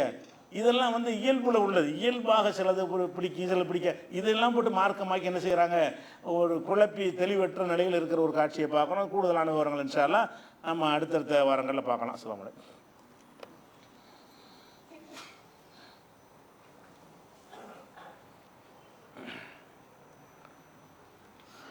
அன்பிற்குரிய சகோதர சகோதரிகளே, கடந்த ஒரு வாரமாக இந்த விஜயகுமார் என்கிற ஒரு இளைஞர் காவல்துறையினரால் காட்டுமிராண்டித்தனமாக தாக்கி படுகொலை செய்யப்பட்டிருக்கிற ஒரு செய்தி பரபரப்பாக நாடு முழுவதும் பேசப்பட்டு கொண்டிருக்கிறது. அது நடந்த சம்பவம் என்ன, அது உள் விவரம் என்ன, அது நீங்கள்லாம் தெரிஞ்சு வச்சுருப்பீங்க, சொல்ல தேவை கிடையாது. முக்கியமாக தெரிந்து கொள்கிற விஷயம் என்னென்னு கேட்டால், இப்படியான நிகழ்வுகள் எதனால் நடக்கிறது? இந்த மாதிரி ஒரு போலீஸ் அடித்து சாவடிக்கிற அளவுக்கு வருது என்று சொன்னால் அதற்கு என்ன காரணம் என்று சொன்னால், நாடு சுதந்திரம் அடைஞ்சதில் இருந்து இன்னைக்கு தேதி வரைக்கும் நாட்டில் ஆட்சி பண்ணக்கூடிய ஆட்சியாளர்கள் தான் இதுக்கு முக்கியமான காரணம். அது எந்த கட்சியாக இருந்தாலும் சரி. ஆனால் யார் ஆட்சியில் இருந்தாலும் சரி, அவர்களுடைய போக்கும் அவங்களுடைய கெட்ட சிந்தனைகளால் தான் இதெல்லாம் ஏற்படுகிறது. ஏன்னு கேட்டால், நம்ம ஒரு அரசியல் சாசனத்தை ஏற்றுக்கொண்டு தான் இந்தியாவில் இருக்கிறோம். இந்தியர்கள்னு சொன்னால் என்ன செய்யணும்? அரசியல் சாசனம்னு ஒரு புஸ்தகம் இருக்கிறது. அதில் ஒவ்வொரு மனுஷனுக்கு உள்ள உரிமை என்ன, கடமை என்ன என்பது தெளிவாக சொல்லப்பட்டிருக்கிறது.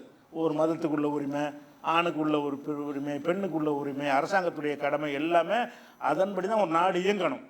இந்தியா இயங்குவதாக இருந்தால் அரசியல் சாசனப்படி தான் கோர்ட்டு இயங்க வேண்டும், சட்டசபை இயங்க வேண்டும், எல்லாமே அரசியல் சாசனத்தின்படி தான் இயங்க வேண்டும்.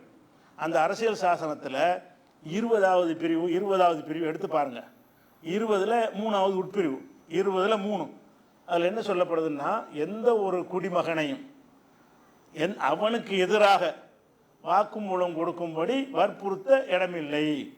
இப்போ நான் என்கிட்ட வந்து திருடினு கூப்பிட்டு போகிறாங்க, நான் மறுத்தா பேசாமல் விட்டுட்டு நீ போயிடணும். ஒத்துக்கிறியா இல்லையா, எங்கே வச்ச அப்படி கேட்குற உரிமையே கிடையாதான். எனக்கு எதிராக என்னைய வாக்குமூலம் கொடுக்க சொல்ல முடியாது. என்னுடைய நண்பர் ஒருத்தரை நான் வந்து ஒழிச்சு கூட வச்சுருப்பேன், எங்கள் அடைக்கலம் கொடுத்துருக்குறான்னு நீ கேட்பேன். இல்லையா கொடுக்கலன்னா பேசாமல் நீ விட்டுருணும். நானே தப்பு செஞ்சேன்னு உன்ட்ட ஒத்துக்கிற வைக்கிற, கட்டாயப்படுத்தி ஒத்துக்கிற வைக்கிறதுக்கு கிடையாது. இதுதான் சுதந்திரமே. இந்த சுதந்திரம் இதுக்கு தான் வாங்கியிருக்கிற. ஒரு மனுஷனை வந்து கட்டாயப்படுத்தி திணிச்சு வாங்கக்கூடாது. எந்த ஒரு குற்றவியல் சட்டத்திலும் இது தெளிவாக சொல்லப்பட்டிருக்கிறது. அதை விட அரசியல் சாசனத்தில் இருக்கிறது. குற்றவியல் சட்டம் கூட மாநிலத்துக்கு மாநிலங்கள் மாறுபடும், அரசியல் சட்டம் மாறாது. இந்தியா முழுசும் ஒன்று தான். அப்போ அரசியல் சாசன புஸ்தகத்தில் என்ன இருக்குன்னு கேட்டால், எந்த ஒரு திருட்டுன்னு சொல்லி கூப்பிட்டு போகிறான், எடுத்தியா இல்லை பேசாமல் விட்டுணும், அவ்வளோதான். சொல்கிறியா எங்கே வச்ச அடிச்சு. அப்போ உனக்கு வலியுறுத்தி கேட்கறதுக்கு உனக்கு உரிமை கிடையாது. போலீஸுடைய வேலை என்ன, தேடி கண்டு தான் பிடிக்கணும். அவனுடைய வேலை என்னது, மறக்கத்தான் செய்வான். தப்பு செஞ்சவனு என்ன செய்வான், தன்னை காத்துக்கொள்வதற்காக இல்லைன்னு தான் சொல்லுவான். நீ ஒருத்தனை வந்து தப்பை கண்டுபிடிக்கிறேன்னு சொல்லிட்டு 100 பேர் அடிச்சு சித்திரதை பண்ணி அதில் ஒருத்தன் செஞ்சு இருப்பான், ஒத்துக்கிறவும் செய்வான். 99 பேர் நீ அடிச்சாது, அதுக்கு யார் திருப்பி தருவா? எத்தனை அப்பாவி பாதிக்கப்படுறாங்க. அப்போ ஒரு 100 குற்றவாளி தப்பிச்சாலும் ஒரு அப்பாவி பாதிக்கப்படக்கூடாதுங்கிறதா இந்தியாவுடைய அரசியல் சாசனம் சொல்லக்கூடிய ஒரு விதி. அதன்படி பார்த்தீங்கன்னு சொன்னால், நகையை காணாப்போனா என்னமோ காணா போயிட்டு வை, என்ன பாவமான புகார் வந்திருக்கு, எடுக்கலைங்க, அவ்வளோதான். எடுக்கலையா, நல்லா யோசிச்சு பாடுறாங்க, வச்சியா இல்லை விட்டுணும், அவ்வளோதான் கேட்க முடியும். நீங்கள் எடுத்தான்னு குற்றம் சுமத்துறா இருந்தால் அதுக்குரிய நீங்கள் சாட்சிகளை வச்சு, நீங்கள் ஆதாரத்தை வச்சு நிரூபிக்கிறது உங்களுடைய கடமையை தவிர நீங்கள் என்ன செய்ய முடியாது. அவனை கட்டாயப்படுத்தினா மிதிக்கிற மிதியில் நம்ம டிஜிபியை மிதிச்சா கூட அவனுக்கு ஒத்துக்குருவார். அடித்தோம்னா செய்யாட்ட கூட ஆமான்றாரா இல்லையா? அடி கொடுத்து ஒத்துக்கிற வைக்கிறதுங்கிறது உண்மையில் அர்த்தமா? எத்தனை பேர் போலீஸில் ஒத்துட்டு போய் கோர்ட்டில் போய் அடித்தாங்க அதனால சொன்னாங்கிறான். இந்த வாக்குமூலத்தில் பைசா புண்ணியம் இருக்கா? நீ இந்த மாதிரி அடித்து நீ வந்து வாக்குமூலம் வாங்குறிய, இதை போய் கோர்ட்டில் சொன்னால் நிற்கிமா? கோர்ட்டில் என்ன செய்வான், அவன் என்ன அடித்தாங்களா? ஆமாங்க, அடித்து வற்புறுத்தாங்க, வாங்கினாங்க, முடிஞ்சு வச்சுக்கதை. வாக்குமூலம் நீ சொல்லலன்னு ஆயிரும். அவன் என்னத்துக்கு இந்த கூத்து பண்ணுறீங்க? அப்போ அரசியல் சாசனத்தில் யாரையும் அடிக்கிறதுக்கோ கட்டாயப்படுத்துறதுக்கோ எந்த குற்றவாளியை செய்வதற்கு இல்லை. அவர்களுக்கு அந்த உரிமை இருக்கிறது. அவனுக்கு எதிராக அவனையே வாக்குமூலம் கேட்கக்கூடாது. புருஷன் எங்கே இருக்கான்னு பொண்டாட்டி போட்டு அடிக்க முடியாது. அவள் புருஷனை காப்பாற்றுறக்கா போய் சொல்லத்தான் செய்வாள். எங்கே இருக்கான்னு தெரியும், அது சொல்லணும்னு அவசியம் கிடையாது. நீ போய் கண்டுபிடிச்சிக்க, எனக்கு தெரியாதுங்கன்னா விட்டுரு. நீ கணவன் உன் புருஷன் எங்கே இருக்கான்னு அவளுக்கு தெரிஞ்சாலும் அவளா சொல்கிற அளவுக்கு நீ பேசு. சொன்னால் ஒத்துக்க, சொல்லாட்டி நீ போய் தேடிப்படுறாக்கு தான் நீ சம்பளம் வாங்குற. நீ போய் உன்னுடைய புலனாய்வுகளை வைத்து விசாரிக்கணுமே தவிர இப்போ கட்டாயப்படுத்தி கேட்கறதுக்கு சட்டத்தில் இடமில்லைன்னு இருக்குல்ல. இந்த அரசியல் சாசனப்படி இந்த நாட்டில் நடக்குதா? எத்தனை பேர் அடிக்கணும்? செத்தவனை தானே பேசுகிறான். அடிக்கிறதுக்கு உனக்கு உரிமை இல்லைப்பா. நீ 24 பேர் இந்த ஆட்சியில் மட்டும் செத்ததாக சொல்கிறாங்க. போலீஸுடைய அடியில், போலீஸுடைய கஸ்டடியில் 24 பேருங்கிறான், ஒருத்தர் 31 பேருங்கிறான். லிஸ்ட்டு என்கிட்ட இல்லை. அப்போ 24 31 செத்துட்டான்னு வை.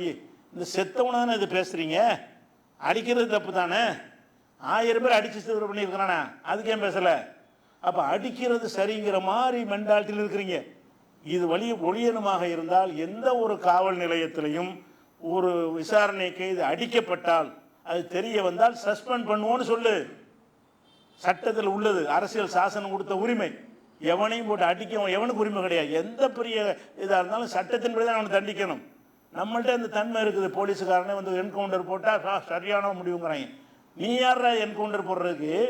நீ குற்றத்தை நிரூபித்து நீதிமன்றத்தில் சொல்லி தண்டனை வாங்கி கொடு. நீதிமன்றத்தின்படி இவன் குற்றவாளி தான் என்பதை நிரூபிச்சுட்டு தண்டனை கொடுக்கணுமே தவிர ஏதாவது ஒரு ஒரு பெண்ணை கற்பழிச்சினான்னு வருதுன்னு வைங்க, இவராக போலீஸாக முடிவு பண்ணி அவனே அழுத்துட்டு போய் வச்சு கொண்டு விடுவாங்க. உடனே இந்த இங்கே முகநூலில் உட்காந்துக்கிட்டு சரியான முடிவாகும். இது எப்படி சரியான முடிவாகும்? போலீஸ்காரன் நேர்மையானவனாக இருக்கானா? போலீஸ்காரன் கரெக்டாக இருக்குமா? அவன் உன்னைய கூட பிடிச்சி கோரில் கூட நீ தான் செஞ்சேம்மா. போலீஸ்காரனால் செய்யப்படுற தண்டிக்கப்படுற எந்த ஒரு விஷயத்தையும் என்கவுண்டர்னு பேரை வச்சுக்கிட்டு தெரிஞ்சுக்கிட்டு ஆதரிக்கிறாங்க. நீதிமன்றத்தில் ஒரு கைதியை கொண்டு போய் விட்டோம்னா கஸ்டடி 5 நாளைக்கு கேட்குறான், கஸ்டடி கொடுக்குறாங்க நீதிமன்றத்தில். ஒருத்தனை கைது பண்ணிவிட்டு போலீஸ் காவலில் நான் 5 நாள் வச்சு விசாரிக்கணும்னு கேட்குறான். நீதிபதி கொடுக்குறாரு. கொடுக்கலாமா? அவர் ஏன் கொடுக்குறாரு? நீ தான் அவனுக்கு எதிராக கட்டாயப்படுத்தக்கூடாதுன்னு இருக்குது. 5 நாள் என்ன பண்ண போகிறான்? கட்டாயம் தானே படுத்த போகிறான். அவனை பல வகையில் டார்ச்சர் பண்ண போகிறான். அடிக்க மட்டும் மாட்டான், அடித்தா தெரிஞ்சு போயிருங்கிறக்கான்னு செய்ய மாட்டான். ஆனால் அடிக்கிறது மிஞ்சி என்ன செய்வான்? நீ ஒழுங்காக ஒத்துக்கலைன்னா உன் பொண்டாட்டியை கொண்டுருவேன், உன் பிள்ளையை கொண்டுருவேன், உன்னை என்கவுண்டரில் போட்டுருவேன் பயன் சொல்ல தானே செய்வான். அப்போ ஒரு மனிதனுக்கு எதிராக கட்டாயப்படுத்தி வாக்குமூலம் வாங்கக்கூடாதுன்னு சட்டம் எழுதி வச்சுக்கிறீங்க. நீதிமன்றத்தில் போலீஸ் கஸ்டடின்னு 10 நாள் கொடுக்குறீங்க. 10 நாள் போலீஸ் அவனை கஸ்டடியில் எடுத்துன்னு செய்கிறான். அப்படி கேட்க உனக்கு ரைட் இல்லையாப்பா? நீ இல்லைன்னா இல்லை, நீ நிரூபிக்கிற குற்றம் சுமத்தினவன் தான் நிரூபிக்கணும். அரசாங்கம் தானே குற்றம் சுமத்துறீங்க. குற்றம் சுமத்தினாலும் இந்த இருக்கு ஆதாரம் இல்லைன்னா இல்லை தான், அவ்வளோதான். ஆதாரம் இல்லைன்னா இல்லை, அவ்வளோதான். நீ என்ன கடவுளா எல்லாத்தையும் கண்டுபிடிக்கிறதுக்கு? நாட்டில் நடந்த எல்லா கொலையும் கண்டுபிடிச்சிட்டீங்களா?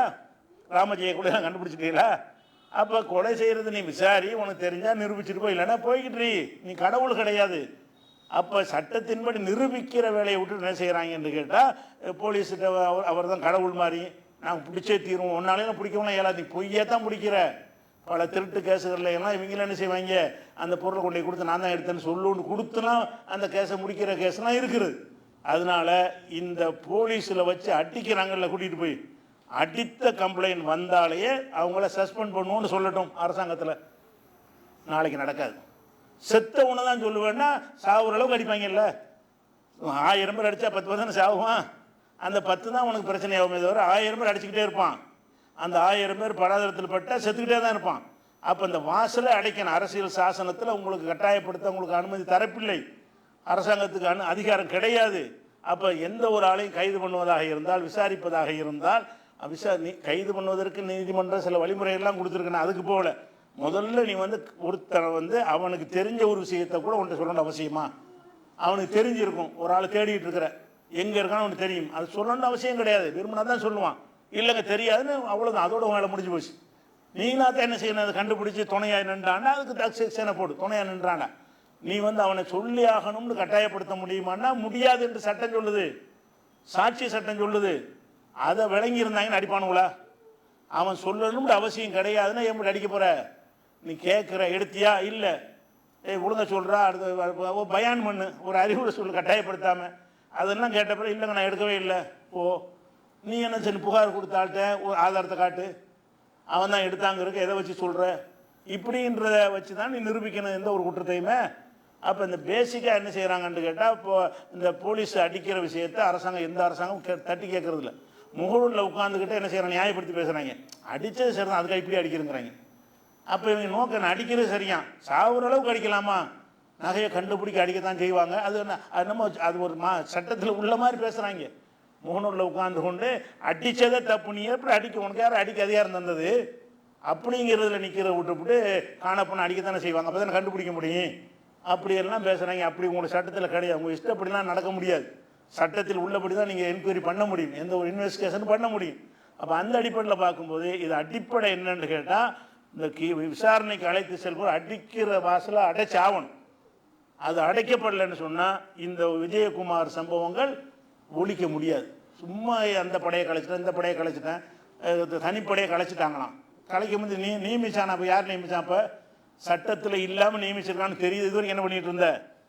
ஒவ்வொரு எஸ்பி என்ன செய்கிறான்னு கேட்டால், அவன் ஒரு 10 போலீஸை வச்சு தனிப்படைன்னு வச்சுக்கிடுவான். டிஎஸ்பி ஒன்று வச்சுக்கிடுவான். அவருடைய தனிப்படையும் அது. அவர் நினச்சாருன்னா ஸ்டேஷன்லையும் சொல்லாமல் எங்கேயும் சொல்லாமல் எவனையா தூக்கிட்டு வாங்க அடிப்பாங்க. எந்த ஸ்டேஷனும் தெரியாது. இப்படி எஸ்பி டிஎஸ்பிகள்லாம் இந்த மாதிரி தனிப்படை வைத்துக்கொண்டு இத்தனை வருஷமாக செயல்பட்டு கொண்டு இருக்கிறாருங்கிற செய்தியை கலைச்சாங்கன்னு சொன்னவங்க தெரியுது. எப்போ தெரியுது? நமக்கு எப்போ தெரியுது? கலைச்சிட்டோன்னு சொல்லும்போது இப்படி ஒன்று இருந்துச்சான்னு தெரியுது. உன்னையா இப்போ சட்டப்படி தவறாக செஞ்சுருக்காங்கன்னு சொன்னால் அந்த தனிப்படை அமைச்சு கலைச்சியில் தனிப்படை அமைச்சவன் மேலே வழக்கு போடு. எப்படா நடவடிக்கை எடு? நீ எப்படி தனிப்படை அமைப்ப? ஒரு இஷ்டத்துக்கு ஆர்டர் ஒரு 10 பேர் வச்சுக்கிருவியா? அப்போ தனிப்படை எவன்லாம் வச்சுருக்கிறானா கலைச்சிட்டோன்னு அறிவிப்பு செய்வது அது கண்துடைப்பு நடவடிக்கை. அதே மாதிரி இதுக்கு முன்னாடி போலீஸ் நண்பர்கள் வச்சுட்டு நினைஞ்சாங்க சாத்தாங்குளத்தில் போலீஸ் ஃப்ரெண்ட்ஸ் ஆஃப் போலீஸ்னு வச்சுருந்தாங்க. அது போலீஸ் அல்லாதவங்க, அவங்கள கூப்பிட்டு காசை கொடுத்து சரி பண்ணி அடியாள் மாதிரி கூப்பிட்டா வருவாங்க, அடிக்க சொன்னால் அடிப்பாங்க. அப்படி ஆட்களை வச்சு தான் 2 பேர் தந்தை மகனையும் கொலை செஞ்சாங்க. இல்லை சாத்தாங்குளம் இன்னும் கேச முடியலை. அப்போ அந்த மாதிரியானது நடந்து கொண்டு இருந்துச்சு. இந்த சம்பவம் நடந்த பிறகு அதை கலைக்கிறோங்கிறாங்க. அப்போ நடந்துக்கிட்டு இருக்கிறது இந்த சம்பவத்துக்கு பிறகு தான் தெரியுது அரசாங்கத்துக்கு. அரசாங்கமே இது விரும்புவது இப்படி ஒரு குழு இருக்கிறது, அந்த ரவுடி கூட்டம் இருந்தால் தான் நம்ம விரும்பினதை சாதிக்கலாங்கிறதுக்காக வேண்டி எஸ்பி டிஎஸ்பிக்கு இந்த அதிகாரம் கொடுத்துருக்குறீங்க. அப்போ தனிப்படை அமைக்க எவன்லாம் எந்த எஸ்பி டிஎஸ்பி தனிப்படை அமைச்சிருந்தானோ அவன் மீதெல்லாம் துறை ரீதியாக நடவடிக்கை எடு. சட்டவிரோதமானவை கலைக்கப்படுதுன்னு போட்டால் அந்த சட்டவிரோதமான செஞ்சான் அதுக்கு என்ன பனிஷ்மெண்ட் என்ன? அப்போ இதெல்லாம் இல்லாமல் ஒரு ஏதாவது சம்பவம் நடக்கும்போது கண்துடைப்பு பூசுற வேலையை பார்ப்பாங்க. பொதுவான அடிப்படையில் என்ன, சட்டத்துக்கு விரோதமாக எவனும் செய்யக்கூடாது, எதையுமே செஞ்சால் நடவடிக்கை எடுக்கணும். எங்கே ஒரு நிலைமை வந்தால் தான் தீர்வாகும் என்பது தகவலுக்காக சொல்லிக்கொள்ளணும். அஸ்ஸலாமு அலைக்கும்.